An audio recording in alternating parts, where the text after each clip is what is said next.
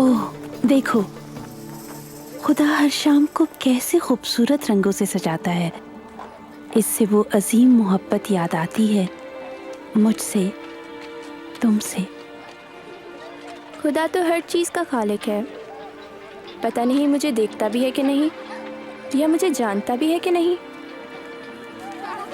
खुदा सिर्फ नेक लोगों से ही प्यार करता होगा, लेकिन शायद मुझ जैसे से नहीं। रिबका, काश तुम भी वो सीख सकती जो यीशु ने हमें सिखाया।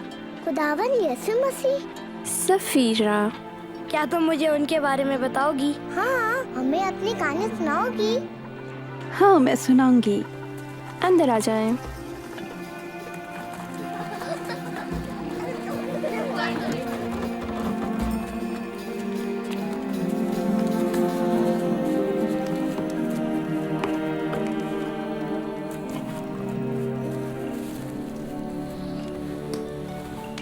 अच्छा, तो मैं शुरू से बताती हूँ। आप यीशु से कब मिली थी? नहीं, यीशु की कहानी समझने के लिए आदम और हव्वा से आगाज करना होगा, जैसा कि पाक सहाइफ में लिखा है। खुदा ने इब्तिदा में ज़मीन, तमाम दरख्त, हैवानात, परिंदे और आबी जानदार पैदा किए।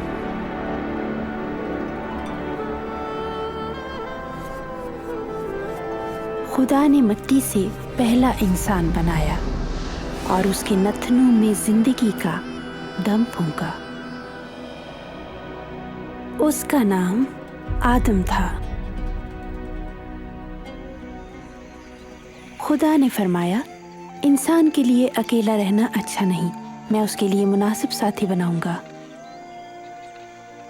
खुदा ने आदम की एक पसली निकालकर एक औरत बनाई, नाम हव्वा रखा। उसे आदम और हव्वा बागे अदन में रहते थे, जो उसने उनके लिए तैयार किया था, बागे अदन। खुदा बागे अदन में उनके साथ बातें करता और रफाकत रखता था, जहाँ ना कोई दुख, ना परेशानी, ना मौत थे। खुदा ने आदम से फरमाया कि माँ सिवाय नेक व बद की पहचान के दरख्त के बाग के तमाम दरख्तों का फल खा सकते हो। अगर तुमने उस दरख्त का फल खाया तो मर जाओगे।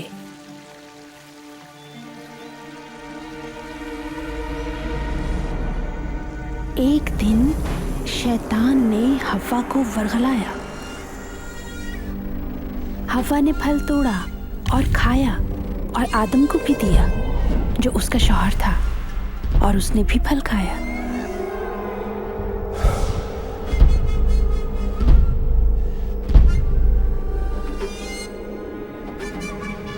आदम और हव्वा की नाफरमानी ने दोनों की आपस में और फिर खुदा के साथ रफाकत की धज्जियां उड़ा दी। इस तरह खुदावंद की हुक्मदूली की, जिससे सब कुछ बदल गया।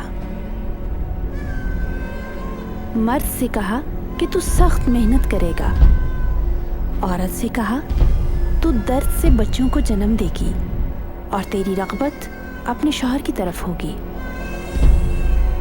लेकिन खुदा ने वादा फरमाया कि एक दिन औरत की नस्ल से एक हस्ती आएगी जो सांप के सर को कुचल देगी। सहाइफ अंबिया में खुदावंद खुदा अपनी मखलूक के साथ ताल्लुक बहाल करने के बारे में अपने मंसूबे की बात करता है। खुदा ने इस मंसूबे का कुछ हिस्सा अब्राहम पर जाहिर किया। अब्राहम खुदा पर ईमान लाया और वफादार रहा। खुदा ने उसे बरकत देने का वादा फरमाया कि तेरे वसीले से अहले ज़मीन बरकत पाएंगे। एक दिन खुदा ने अब्राहम का इम्तिहान लिया और कहा कि अपने बेटे को मेरी राह में कुर्बान कर।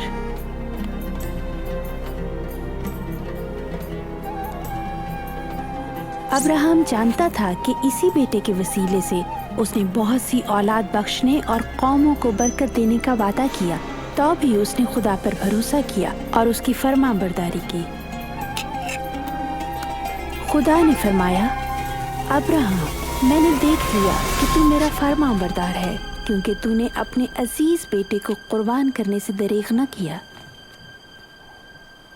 अब्राहम ने करीब ही एक मेंढा देखा, बस उसने अपने बेटे की जगह उसे कुर्बान कर दिया। खुदा का अब्राहम के बेटे की बजाय मेंढा मुहैया करना उसके अजीम मंसूबे की एक झलक थी। इस मंसूबे से गुनाह और जहन्नुम की सज़ा ख़त्म हो जाएगी और हर फ़र्द बशर खुदा के साथ ताल्लुक़ में बहाल कर दिया जाएगा।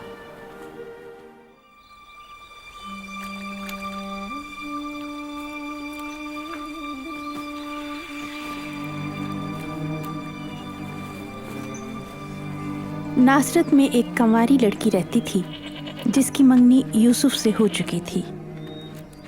उसका नाम मरियम था।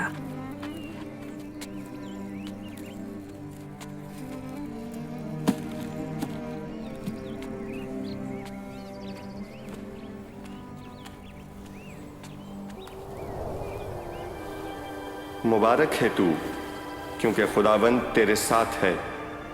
ऐ मरियम, खौफ न कर, खुदा ने तुझ पर फजल किया है। तू हामिला होगी और एक बेटे को जन्म देगी। तू उसका नाम यसू रखना। ये कैसे मुमकिन है? मैं तो कंवारी हूँ। रूहुल कुद्स तुझ पर नाजिल होगा। खुदा की कुदरत तुझ पर साया डालेगी। इस सबब से वो मौलूद मुकद्दस खुदा का बेटा कहलाएगा। और देख, तेरी रिश्तेदार अलिशबा के भी बुढ़ापे में बेटा होने वाला है। और अब उसको, जो बांझ कहलाती थी, 6वां महीना है। मैं खुदावंद की बंदी हूँ, मेरे लिए तेरे कॉल के मुआफिक हो।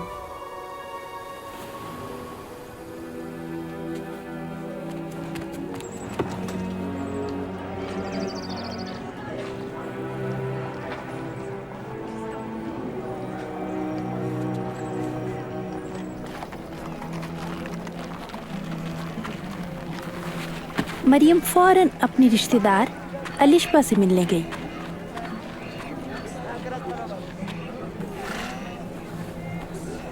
अलिशबा, मरियम, मरियम,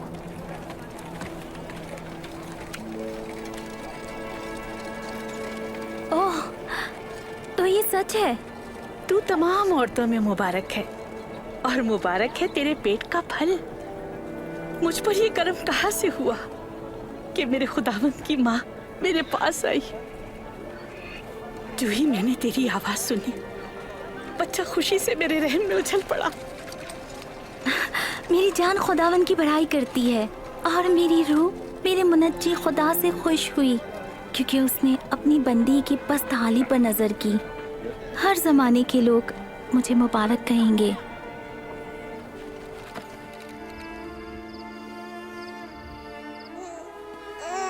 यीशु की विलादत बैतलहम में हुई, उस जगह जहाँ जानवर बांधे जाते थे, क्योंकि यूसुफ और मरियम के रिश्तेदारों के यहाँ कोई जगह न थी। और फरिश्तों के एक लश्कर ने आपकी पैदाइश की खुशखबरी दी। जब खतने का वक्त आया तो उसका नाम यसू रखा गया, जिसके मानी है खुदा हमें बचाता है। मरियम और यूसुफ उस बच्चे को खुदा के हजूर लाए, खुदा की हैकल में लाए। जब मैंने उसके बारे में सुना तो इस नतीजे पर पहुंची कि यीशु एक आम नबी से कहीं ज्यादा बढ़कर है। फरिश्ते ने खुदा ताला का बेटा का लफ्ज़ कहे तो इसका क्या मतलब था? क्या तुम्हारा मतलब है कि खुदा के किसी औरत से ताल्लुकात? नहीं, बिल्कुल नहीं। याद रखो, मरियम कंवारी थी। यीशु की पैदाइश वाकई खुदा की रूह की तरफ से मौजज़ा था। खुदा तो कुछ भी कर सकता है। क्या तुम्हारा ईमान नहीं? एक मौजज़ाना आगाज के लिए यीशु हमारी ही तरह औरत से पैदा हुआ।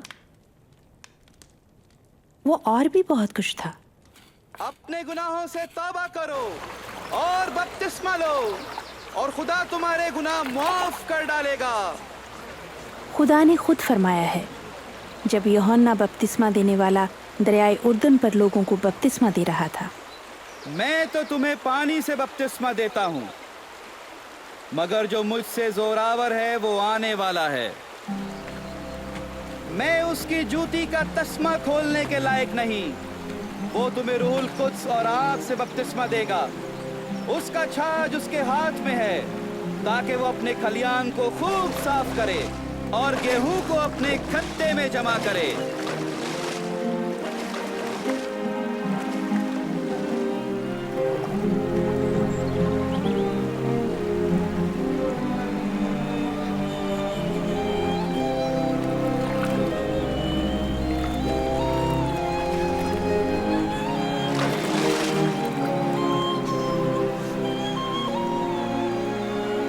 रूहुल कुद्स यसू पर कबूतर की मानंद नाजिल हुआ और आसमान से ये आवाज आई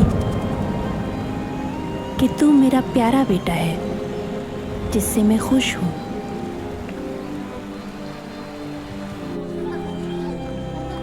इसके बाद यसू सारे इलाके में खुशखबरी देता फिरा और उसका पैगाम उसके इख्तियार की तस्दीक करता था।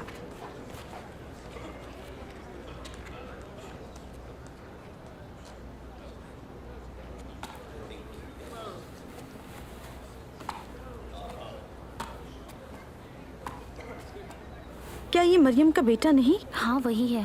खामोश रहो।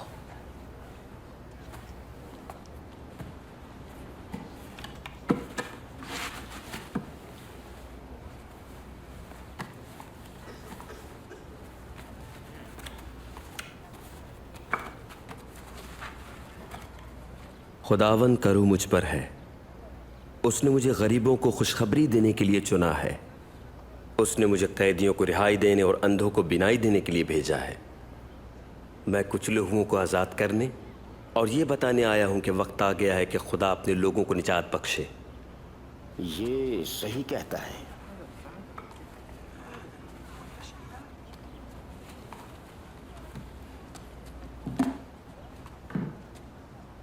कलाम का यह हिस्सा आज पूरा हो गया जैसा आपने सुना है। कलाम पूरा हुआ, लेकिन ये वादा तो मसीह पूरा कर सकता है। हम ये कैसे जाने?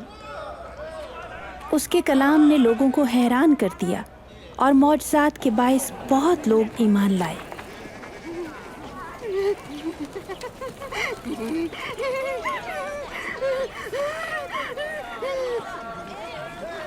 ये वही है।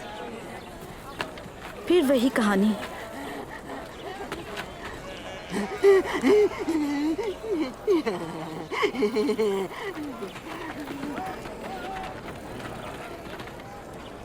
ये कौन है? ये रबी है, नासरत का, यसू। कैसे हो? आदाब। चली जाओ, तुम्हारी कोई जरूरत नहीं।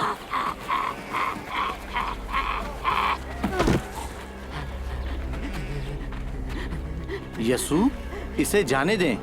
इस पर निगाह करने से खुद को नापाक ना करें। मरियम, तो हमसे क्या चाहता है यसू नासरी? हम जानती हैं तो खुदा का कदूस है। खामोश।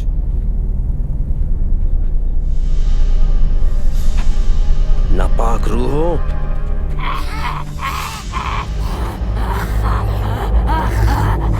निकल जाओ इसमें से।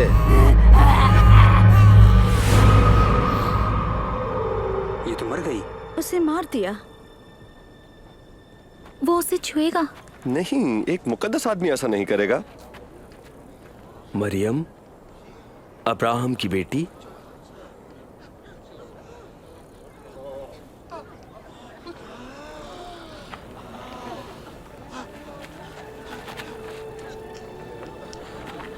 वो ठीक हो गई। वो जिंदा है। ये मुआजिजा है। ये कौन आदमी है? बदरूहें भी उसका हुक्म मानती हैं। ये तो मौजिज़ा है। हाँ, ये तो मौजज़ा है। ये कैसे मुमकिन है? शुक्रिया।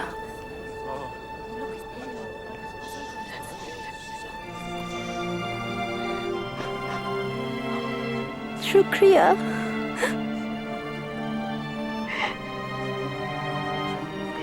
शुक्रिया। शुक्रिया।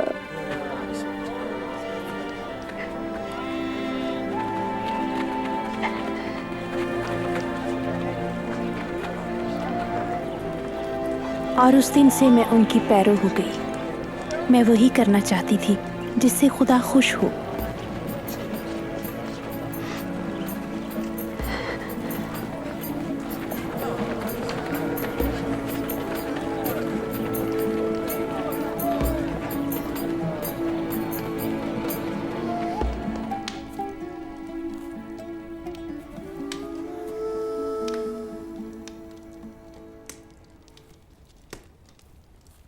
मैंने कई साल शर्मिंदगी में गुजारे, लेकिन यीशु ने मेरा सर ऊंचा कर दिया। उसकी कुदरत ने उन बदरूहों को निकाल डाला। अरे मेरी प्यारी सफीरा, दीना, तुमने यीशु को तालीम देते और मौजज़ात करते देखा? यकीनन। तो फिर मालूम होगा कि मैं क्यों सब कुछ छोड़कर उनके पीछे हो ली। और सिर्फ मैं ही नहीं थी, हम हर एतबार से मजलूम थे और हमें जरूरत थी कि कोई हमें बचाए। साल साल की मायूसी के बायस कई हिम्मत हार बैठे थे। इसीलिए जहां कहीं भी यीशु का गुजर हुआ, उसने उम्मीद दिलाई।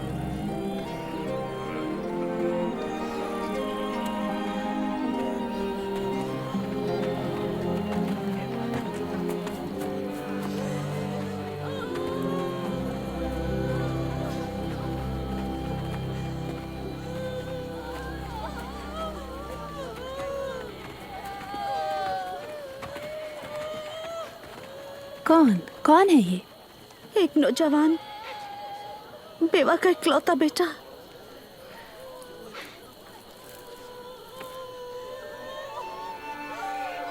ऐ जवान, उठ।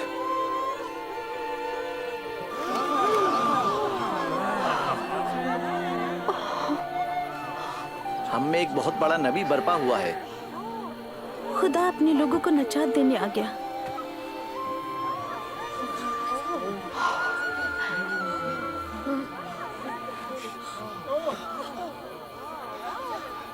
अगर तुम मोहब्बत रखने वालों ही से मोहब्बत रखते हो तो तुम्हारा क्या एहसान। गुनाहगार भी मोहब्बत करने वालों से मोहब्बत करते हैं। अगर तुम उनका ही भला करो जो तुम्हारा भला करें तो तुम्हारा क्या एहसान। गुनाहगार भी यही करते हैं। वो उससे कैसे छू सकता है? वो उससे कैसे बात कर सकता है? क्या कही का?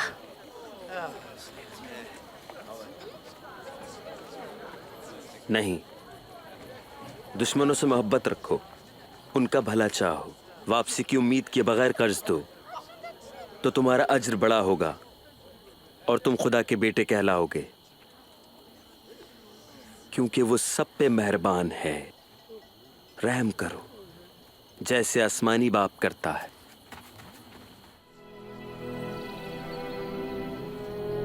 यीशु ने कहा, खुदा निहायत ही गुनहगार शख्स से भी अच्छा सलूक करता है, ताकि वो जहन्नुम में ना जाए, बल्कि उसे ढूंढ कर वापस लाता है।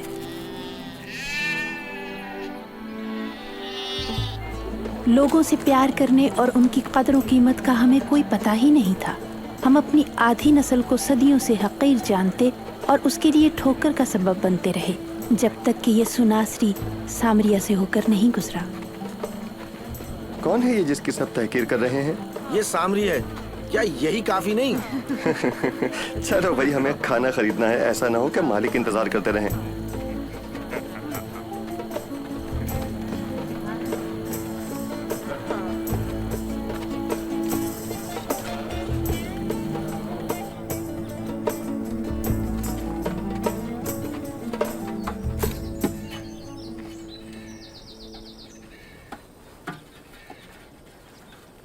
क्या तुम मुझे पानी पिलाओगी? तुम यहूदी हो, मैं सामरी औरत हूँ। तुम मुझसे कैसे पानी मांग सकते हो? अगर तू खुदा की बख्शिश को जानती और ये भी जानती कि तुझसे पानी मांगने वाला कौन है, तो तू उससे मांगती, तो वो तुझे जिंदगी का पानी देता। खुदावन, पानी भरने के लिए तेरे पास कुछ भी नहीं और कुआं भी गहरा है। जिंदगी का पानी तेरे पास कहाँ से आया? ये कुआं हमें हमारे बुजुर्ग याकूब ने दिया था। वो उनकी औलाद और जानवर यहीं से पिया करते थे। फिर क्या तू याकूब से भी बड़ा है? क्या वाकई? ये पानी पीने वाला फिर प्यासा होगा, लेकिन जो वो पिए जो मैं देता हूं वो फिर कभी प्यासा न होगा। जो पानी मैं दूंगा उसमें चश्मा बन जाएगा जो हमेशा की जिंदगी के लिए जारी रहेगा। खुदावन, मुझे वो पानी पिला ताकि मैं फिर कभी प्यासी ना हूं और ना ही पानी भरने के लिए फिर यहाँ आऊं। जाओ अपने शौहर को बुला लाओ। मेरा शौहर नहीं है। तुम ठीक कहती हो कि तुम्हारा शौहर नहीं। तुम 5 शादियां कर चुकी हो और जिसके साथ तुम अब रहती हो वो तुम्हारा शौहर नहीं। तुमने सच कहा। मुझे लगता है तू कोई नबी है खुदावन। हमारे बाप दादा ने इस पहाड़ पर प्रस्तिश की। तुम यहूदी लोग कहते हो कि यरूशलेम में खुदा की प्रस्तिश करनी चाहिए। ऐ औरत, मेरे यकीन कर, वक्त आ पहुंचा है। न तुम इस पहाड़ पर खुदा की परस्तिश करोगे और न यरूशलेम में। तुम जिसे जानते नहीं उसकी परस्तिश करते हो। वो वक्त आता है, बल्कि अभी है, जब सच्चे परस्तार बाप की परस्तिश रूह और सच्चाई से करेंगे, क्योंकि बाप ऐसे ही परस्तार ढूंढता है। खुदा रूह है और जरूर है कि उसके परस्तार रूह और सच्चाई से उसकी परस्तिश करें। तो ये है वो औरत। मालिक किस औरत से बातें कर रहे हैं? उन्हें मालूम नहीं ये कैसी औरत है? जानती हूँ कि मसीह मौद आएगा और जब वो आएगा तो हमें सब बातें बता देगा। वो मैं ही हूं।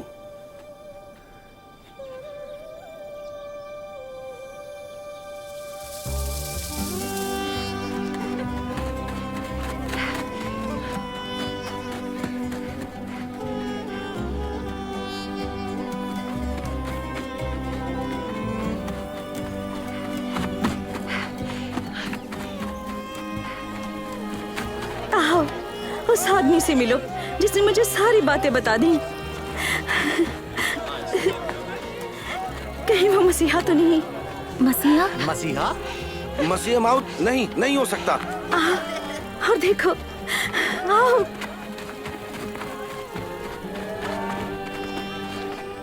खुदावंद, कुछ खा लीजिए। खाने के लिए मेरे पास ऐसा खाना है जिसे तुम नहीं जानते।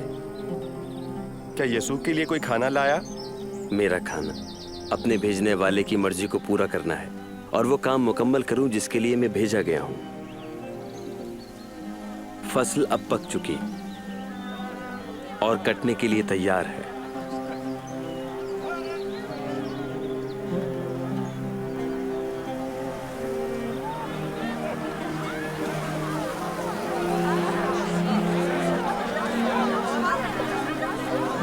देखो कितने लोग आ रहे हैं। क्या ये खुशखबरी सामरियों के लिए भी है?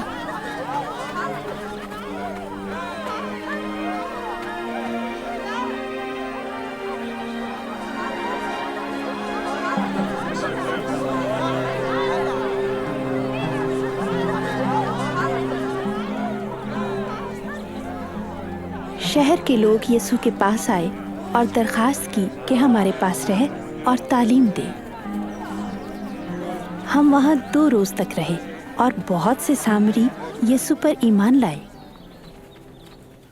तुम में से कौन फिक्र करके अपनी उम्र में एक पल बढ़ा सकता है? जब तुम इतनी छोटी बात भी नहीं कर सकते तो फिक्र क्यों करते हो? फूलों को गौर से देखो, कैसे बढ़ते हैं, न मेहनत करें न कातें। सुलेमान बादशाह के पास बावजूद अपनी सारी शान शौकत के ऐसा लिबास कहाँ? अगर खुदा मैदान की घास को जो कल तनूर में होगी आज ऐसी पोशाक पहनाता है तो तुम्हें क्यों नहीं पहनाएगा? ऐ कम एतकादों, हमारे ईमान को बढ़ा। अगर तुम्हारे अंदर राई के दाने के बराबर भी ईमान होता तो तुम शहतूत के इस पेड़ से कह सकते कि जड़ से उखड़कर समंदर में जा लग तो तुम्हारी मानता।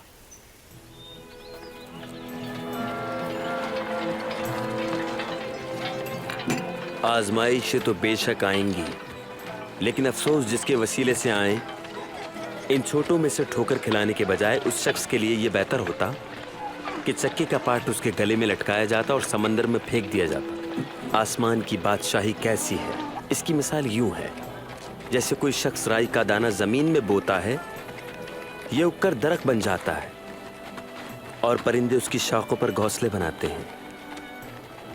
इसकी बातें मेरी समझ से बाहर हैं। आप गुनाहगार और महसूल लेने वालों के साथ क्यों खाते पीते हैं? गुनहगार? तंदुरुस्तों को तबीब की जरूरत नहीं, बल्कि उनको जो बीमार हैं। मैं रासबाजों को नहीं बल्कि गुनाहगारों को तौबा की दावत देने आया हूं।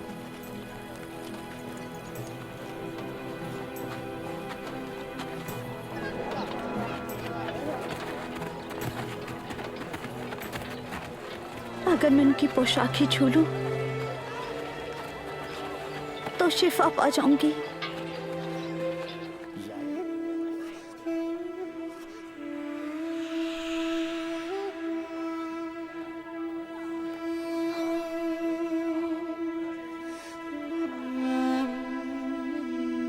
मुझे किसने छुआ?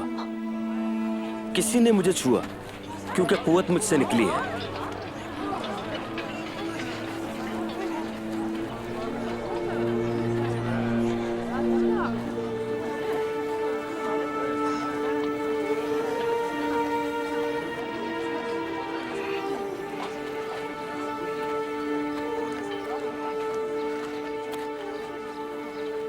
मैंने तुझे छुआ है।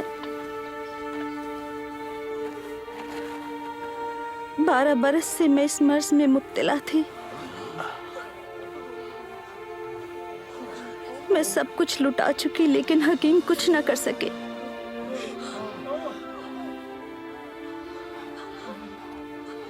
जो ही आपकी पोशाक को छुआ तो शफा पा गई।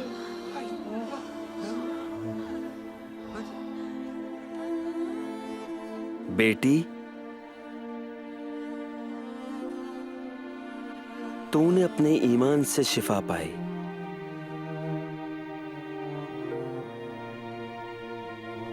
सलामत चली जा।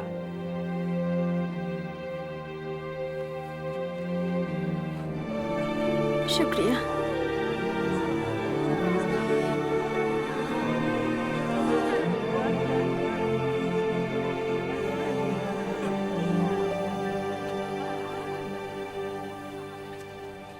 उसने उसे बेटी कहा?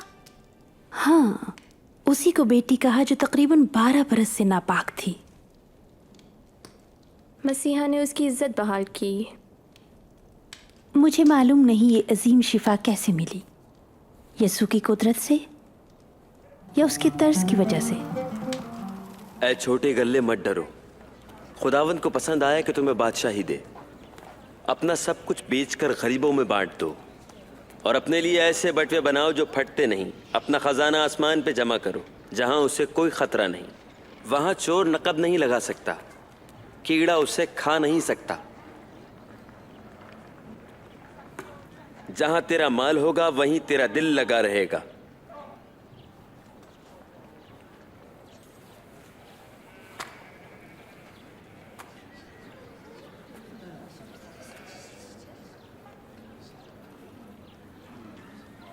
ऐ औरत, तू अपनी बीमारी से शिफा पा गई।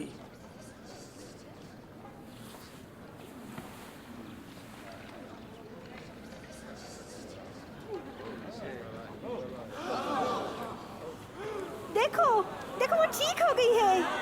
ये मुआजिज़ा है। देखो वो ठीक हो गई है। आओ देखो। एक और मौजज़ा। खुदावंद की हम तो 18 बरस। खुदावंद तेरी हिफाजत करे।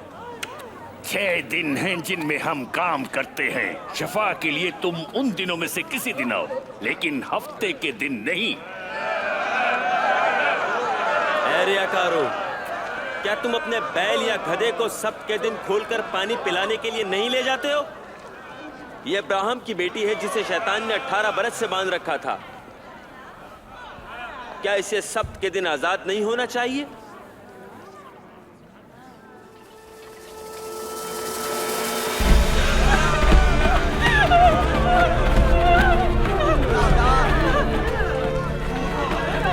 जालिम है, ये बदकार है, सजा दो। मालिक, हमने इस औरत को ऐन जिना के वक्त पकड़ा है। शरीयत में मूसा ने हुक्म दिया कि ऐसी औरत को संसार कर दिया जाए। इसे संसार करो, इसे संसार करो, संसार करो। आप क्या कहते हैं?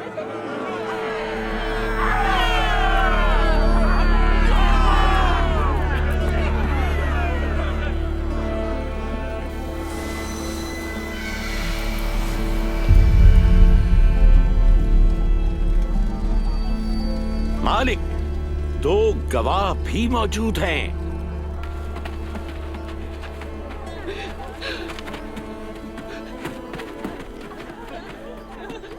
इस खातून के साथ क्या किया जाए?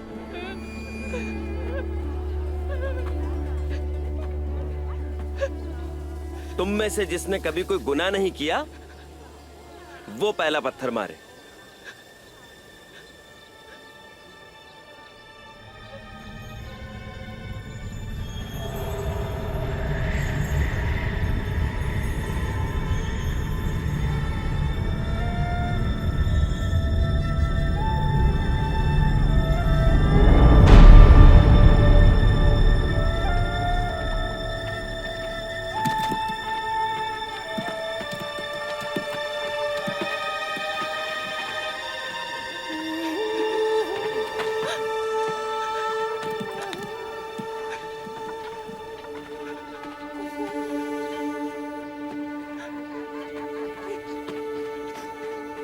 ऐ औरत, वो सब कहाँ हैं? तुझे सजा देने के लिए कोई भी नहीं? कोई भी नहीं खुदावंद। तो मैं भी तुझे सजा नहीं देता।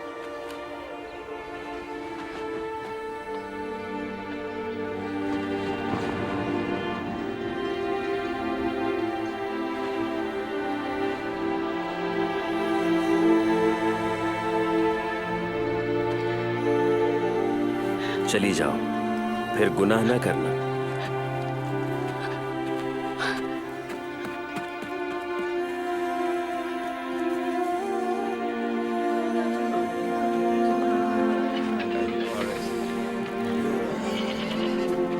मुझे ऊपर उठाए।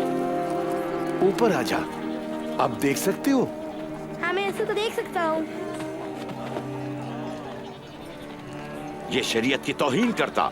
एक शख्स बीज बोने निकला, सबत को तोड़ता, बोते वक्त कुछ बीज राह के किनारे और गुनहगारों के साथ उठता बैठता है। और परिंदों ने उसे चुग अगर ये यही करता रहा तो फिर हर कोई इस पर ईमान ले आएगा। रोमी हुकूमत हमारे खिलाफ कदम उठाकर हमारी हैकल को मिस्मार कर देगी। कुछ झाड़ियों में, और झाड़ियों ने साथ साथ बढ़कर ना वो यीशु पर ईमान लाए और ना ही उसे फांसने में कामयाब हुए, लेकिन अहद कर लिया कि वो जो मसीह मौत होने के दावे करता है उसे रोक देंगे। उन्होंने यीशु को पकड़वाने के लिए एक आदमी ढूंढा।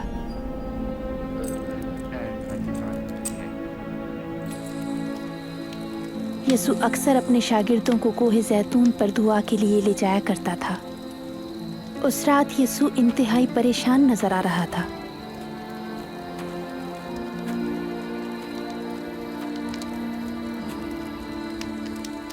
तुम क्यों सो रहे हो? उठो, दुआ करो कि आजमाइश में ना पड़ो।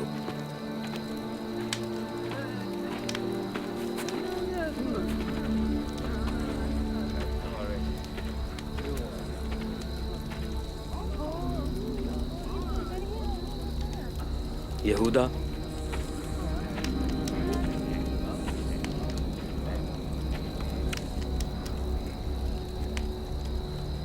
क्या तू बोसा लेकर अपने आदम को पकड़वाना चाहता है? मालिक, क्या हम तलवार चलाएं? इसे गिरफ्तार कर लो। बहुत हो चुकी।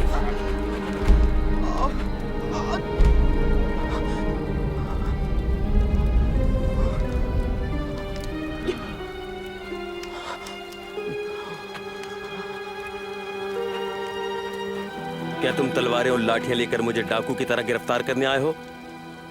मैं हर रोज हैकल में तुम्हारे साथ था, लेकिन तुमने मुझ पे हाथ ना डाला। यह है तुम्हारा वक्त और तारीकी का राज।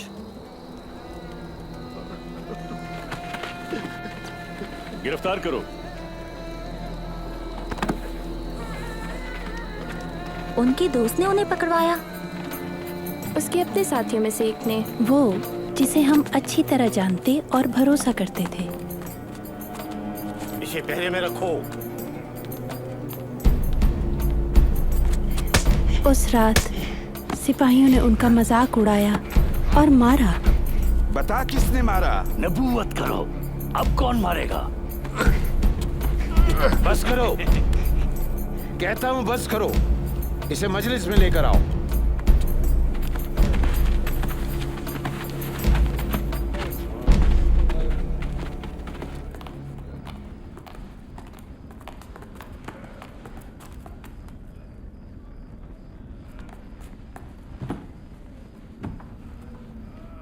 हमें बता कि क्या मसीहा तू ही है? अगर मैं बताऊं तो यकीन न करोगे। अगर मैं एक सवाल पूछूं तो जवाब न दे पाओगे। लेकिन अब से इब्ने आदम खुदाए कादिर मुतलक के दाहिनी तरफ बैठेगा। बस क्या तू खुदा का बेटा है? तुम खुद ही तो कह रहे हो। उसने कुफ्र बका है। मजीद किसी अब तुमने उसका कुफ्र सुन लिया? उसे ऐसा कहते हुए हमने खुद सुना है। वो मुजरिम है और सजाए मौत के लायक है। इसे पिलातूस के पास ले जाओ।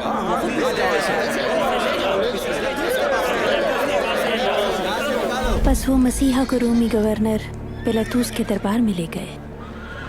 बेरहम पिलातूस हजारों लोगों को मसलूब कर चुका था। इस वक्त सुबह सवेरे यहाँ क्या लेने आए हो? हमने इसे इसलिए पकड़ा कि ये धोखेबाज है। इसने हैकल के बाजार में खलबली मचा दी। सरकार ये मुजरिम है। लोगों को कहता है कि रोमी हुकूमत को टैक्स न दो और अपने आप को मसीहा और बादशाह कहने का दावा करता है। बादशाह? क्या तुम यहूदियों के बादशाह हो? तुमने खुद कहा रोमी हाकिम के अलावा हमारा कोई बादशाह नहीं। ये मसीह माऊद होने का झूठा दावेदार है, इसलिए शरीयत के मुताबिक वाजिबुल कत्ल है।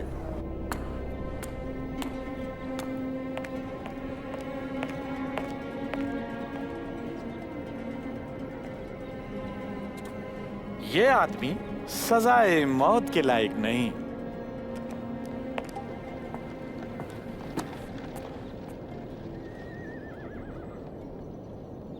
लिहाजा मैं इसे कोड़े लगवाकर छोड़ देता हूं। अगर इसे छोड़ दिया तो आप रोमी हुकूमत के खैरखा नहीं।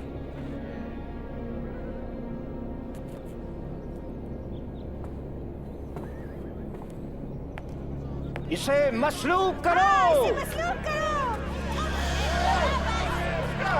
तुम इसे कोड़े मारो।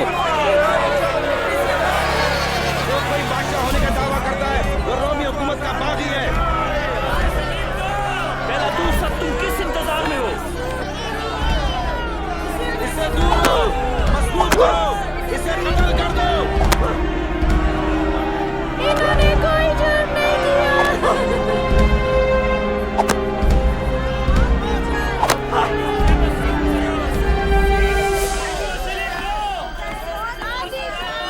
इसे मसलूब करो।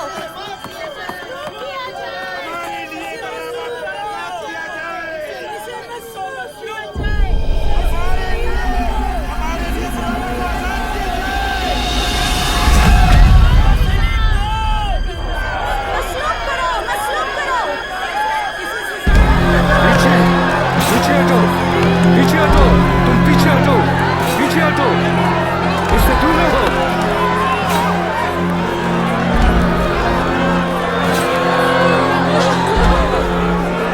पीछे हटो, पीछे हटो, पीछे, रास्ते से हट जाओ, रास्ता दो, हट जाओ, तुम रास्ते से हटो। जब मैं कहता हूं कि चलो तो फिर आगे बढ़ो। उठो, उठ जाओ।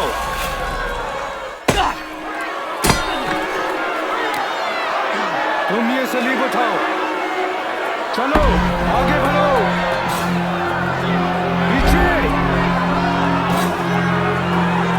उठो।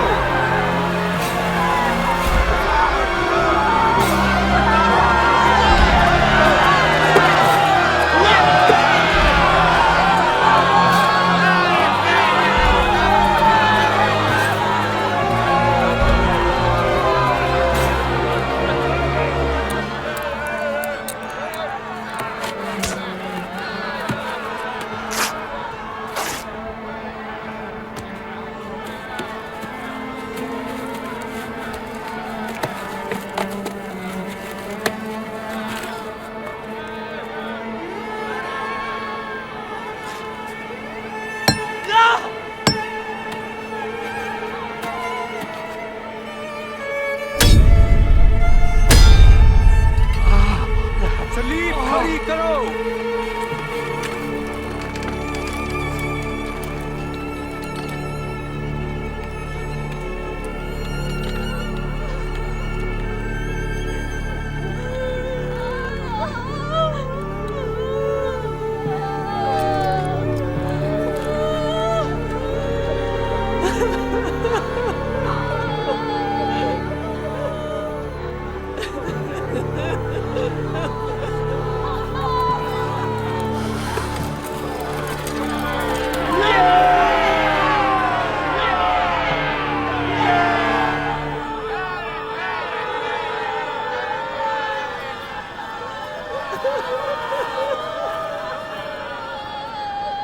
ए बाप, इन्हें माफ कर। ये नहीं जानते कि क्या करते हैं। क्या तू मसीहा नहीं? बचा अपने आप को और हमें भी। क्या तू खुदा से नहीं डरता? हम उसी सजा में गिरफ्तार हैं जिसमें ये है। इसने कोई बेजा काम नहीं किया। मसीहा, जब तू अपनी बादशाही में आए तो मुझे याद रखना। मैं तुमसे कहता हूं, तू आज ही मेरे साथ फिरदौस में होगा।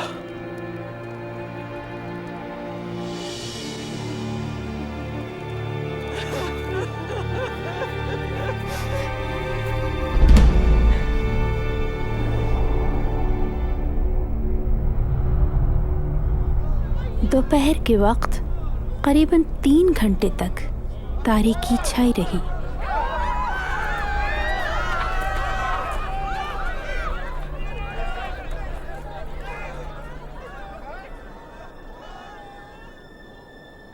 ए बाप, मैं अपनी रूह तेरे हाथों में सौंपता हूं।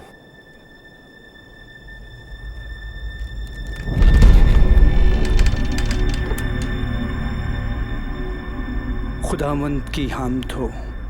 यकीनन ये कोई रास्तबाज शख्स था।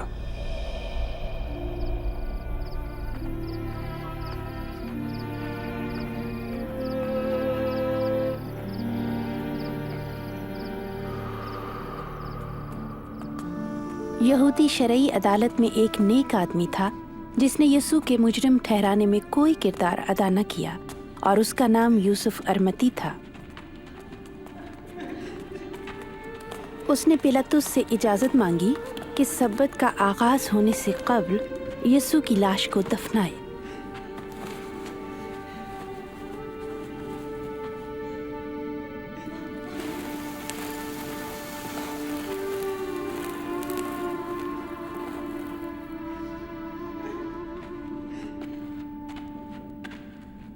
रास्ता दीजिए, हम मालिक की लाश की तरफ जा रही हैं। तुम सब आ सकती हो।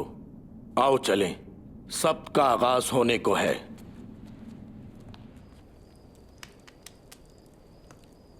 उन्होंने उसे मारा क्यों? अगर वो खुदा की तरफ से था तो उसने उसे मरने क्यों दिया? मैंने भी इन बातों पर गौर किया। यीशु को बदरूहों पर इख्तियार था, मुर्दे भी उसकी सुनते थे। वो खुद को बचा नहीं सका। मैंने 3 साल तक उसकी पैरवी की कि वो मसीह मौत है,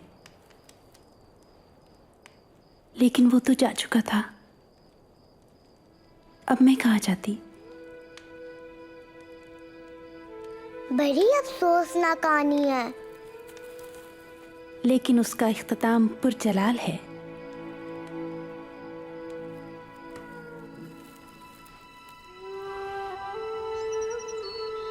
यसु की मसलूबियत के तीसरे रोज इतवार की सुबह हम खुशबुएं लेकर यसु की कब्र पर गईं।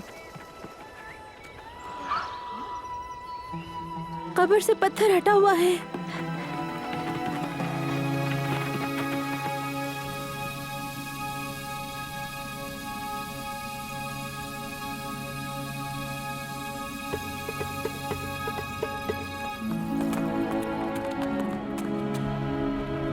पतरस, याकूब, यूहन्ना, सुनो, हम कब्र पर गई। पत्थर हटा हुआ था, लेकिन मालिक की लाश ना पाई। वो हमारे मालिक की लाश निकालकर मालूम निकाले गए। क्या लाश नहीं है? जाएं, आप खुद जाकर देख लें।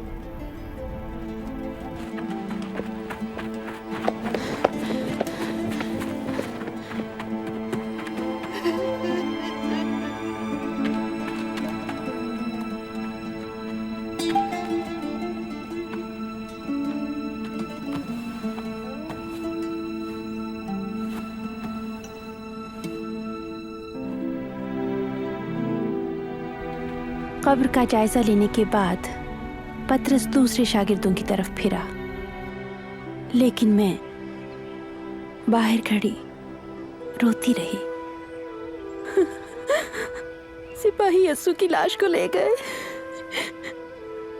या फिर फरीसी ले गए। उन्होंने हमारी उम्मीदों का गला घोंट दिया। हमारे लिए यीशु की लाश तो रहने देते।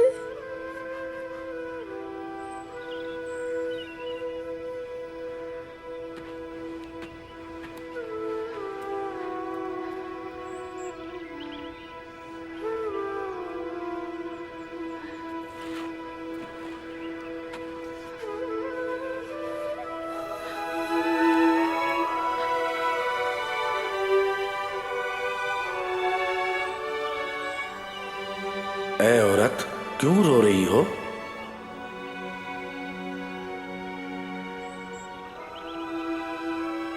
वो यीशु की लाश को कहीं ले गए। मुझे मालूम नहीं कि कहाँ ले गए। ऐ औरत, तुम क्यों रो रही हो और किसे ढूंढ रही हो? सुनिए, अगर आप उन्हें ले गए हैं तो बताएं कि कहाँ रखा है, ताकि मैं उन्हें देख तो लूं। मरियम। खुदावंद, मुझे मत छू, क्योंकि मैं अभी बाप के पास नहीं गया। आप जिंदा हैं खुदावंद। जाओ और ये खुशखबरी मेरे भाइयों को भी सुनाओ। आपने हमें भुलाया नहीं, खुदा ने हमें तन्हा नहीं छोड़ा। खुशखबरी फैलाओ। मैंने खुदावंद को देखा है, मैंने मसीहा को देखा है। क्या वो जिंदा हो गए? जी हाँ। कैसे? मौत उन्हें रोक ना पाई। तो फिर उन्हें मरना क्यों पड़ा? ताकि मौत पे फतह पाएं। हाँ, मैं उस दिन ना समझ पाई, लेकिन जिंदा होने के बाद वो हम पर कई मर्तबा जाहिर हुए और हमें तालीम दी। यीशु की आमद से सैकड़ों साल पहले अंबिया ने पेशन गोइयां की कि मसीह मौद आकर दुख उठाएगा। यूसाया नबी ने फरमाया, हमारी खताओं के सबब से घायल किया गया, हमारी बदकिरदारी के बायस कुचला गया, हमारी ही सलामती के लिए उस पर सियासत हुई, ताकि उसके मार खाने से हम शिफा पाएं। मूसा ने फरमाया कि जो कोई लकड़ी पर लटकाया गया लानती है। जब यीशु सलीब पर मारा गया तो उसने आपके और मेरे गुनाहों की सजा और मौत अपने ऊपर ले ली।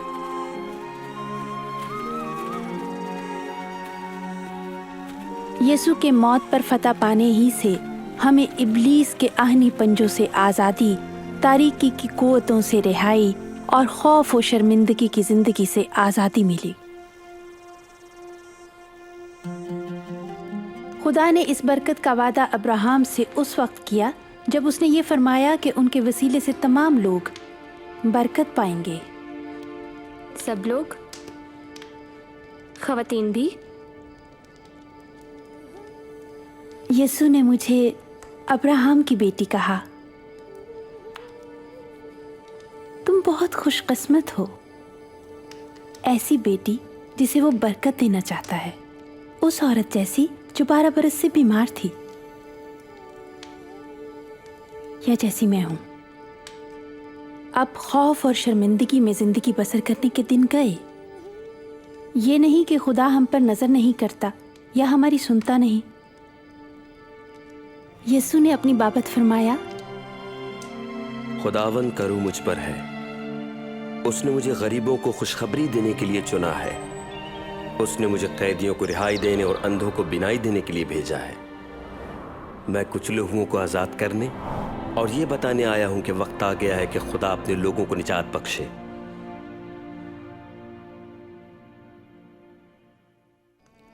यीशु ने ऐसी औरतों पर भी तरस खाया जिनको नापाक समझा जाता था और उन्हें शिफा बख्शी। यीशु ने औरतों, मर्दों, बच्चों, रास्तबाजों और गुनाहगारों को भी तालीम दी और उनका वक़ार बहाल किया और बड़े तरस का इजहार किया।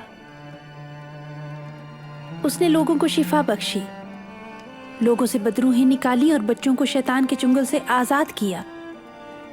इससे जाहिर होता है कि यीशु को हर किस्म की शैतानी कुव्वतों पर भी इख्तियार था। यीशु ने मुर्दे जिंदा किए। उसने साबित किया कि मुझे मौत पर भी इख्तियार है। अगरचे शैतान का ये ख्याल था कि जब यीशु मसलूब कर दिया गया तो फतह मेरी है, लेकिन उसने मुर्दों में से जी उठकर शैतान की सारी कुव्वतों और मौत पर फतह पाई। फिर क्या वो मसीहा थी? खुदा की तरफ से भेजा हुआ मसीहा ही ऐसे मौजज़ाना काम कर सकता था जो यीशु ने किए। ऐसा वही कर सकता है जो खुदा तरस, कादिर और काबिल एतमाद हो, जैसे यीशु है, कि उसे सजदा किया जाए, उसकी प्रस्तिश की जाए।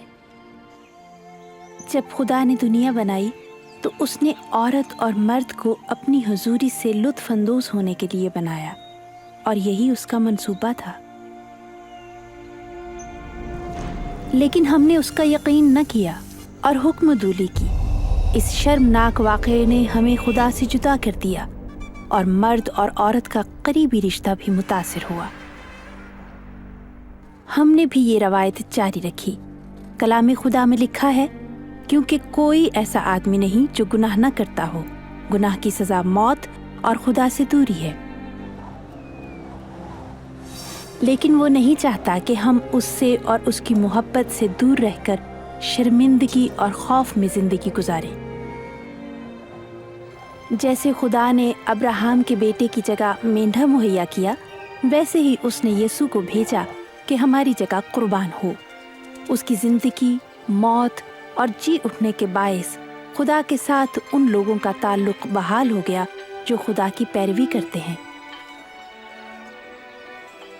और खुदाए कादिर के साथ ये करीबी ताल्लुक कभी खत्म नहीं होगा। एक डाकू सलीब पर मरते वक्त यीशु पर ईमान लाया तो यीशु ने वादा फरमाया कि तू आज ही मेरे साथ फिरदौस में होगा। जो यीशु पर ईमान लाते हैं वो अब्दी सजा से बचकर खुदा के साथ हमेशा की जिंदगी गुजारेंगे। कैसे? बज़रिया ईमान उनकी पैरवी करने से। मुझे कैसे कबूल करेंगे? उन्होंने हमें शर्फ बख्शा। मैं कैसे जानूं? ईमान लाओ, उनसे मांगो, उनसे बात करो।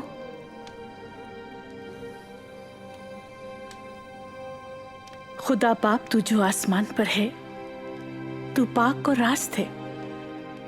तेरा शुक्र कि तू मुझसे प्यार करता है। मैंने तेरे खिलाफ गुनाह किया।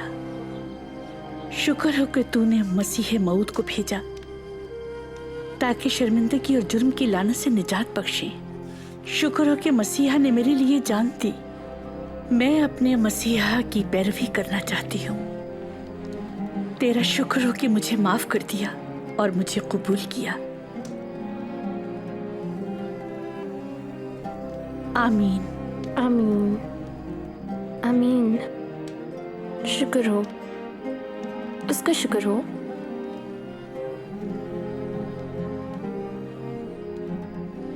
यीशु ने फरमाया, मेरी भेड़ें मेरी आवाज सुनती हैं, मैं उन्हें जानता हूं, वो मेरे पीछे चलती हैं। वो तुम्हें जानते हैं रिबका, और तुमसे प्यार करते हैं। ये अबदी जिंदगी का आगाज है जब हम उसे जानते, भरोसा करते हैं, तो रिश्ता मजबूत होता है। कलाम मुक़द्दस पर अमल करने से, ईमान के साथ उनसे दुआ करते हैं, और ईमानदारों में रफ़ाक़त रखने से। ये जहन में रखते हुए जब दूसरों को बताते हैं तो ईमान बढ़ता है, जैसे यीशु ने फरमाया, खुदा तुम्हारी हिफाजत करे और बरकत बख्शे। आसमान और जमीन का कुल इख्तियार मुझे दिया गया है। बस तुम जाकर सब कौमों को शागिर्द बनाओ और उनको बाप और बेटे और रूहुल कुद्स के नाम से बपतिस्मा दो, और उनको ये तालीम दो कि उन सब बातों पर अमल करें जिनका मैंने तुमको हुक्म दिया। और देखो, मैं दुनिया के आखिर तक हमेशा तुम्हारे साथ हूँ।